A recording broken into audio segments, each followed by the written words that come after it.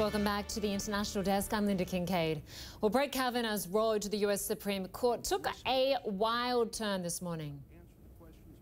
Facts and opinions upon which the effective discharge of his duties depends. Protesters disrupted the first day of his confirmation hearing while Democrats and Republicans bickered over Senate rules.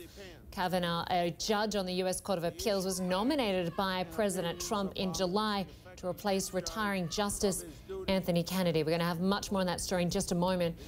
But first, to a story involving Nike. They've chosen a protester as the face of its next big advertising campaign. Nike picked former NFL quarterback Colin Kaepernick for the 30th anniversary of its Just Do It campaign.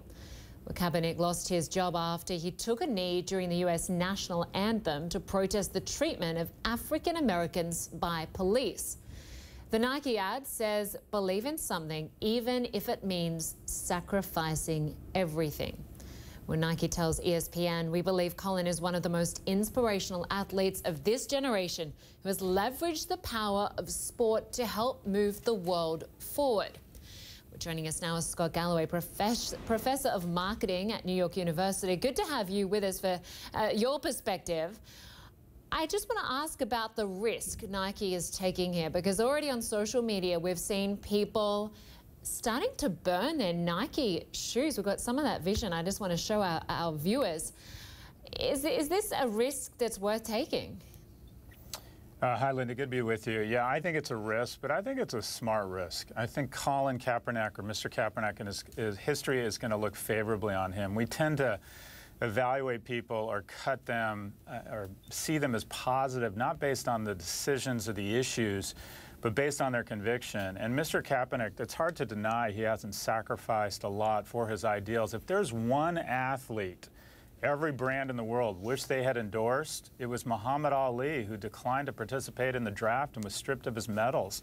But 20, 30 years on, we look at him as sort of an icon of the 20th century. So I think it's a bold move, but I think it's a smart move. There's also very economic and shareholder-driven reasons to do this. If you look at progressives in the United States, they tend to be urban, they tend to have more, be educated, have more disposable income. So I not only think history is going to look fondly on Mr. Kaepernick, I think this is a smart move for Nike from a shareholder standpoint.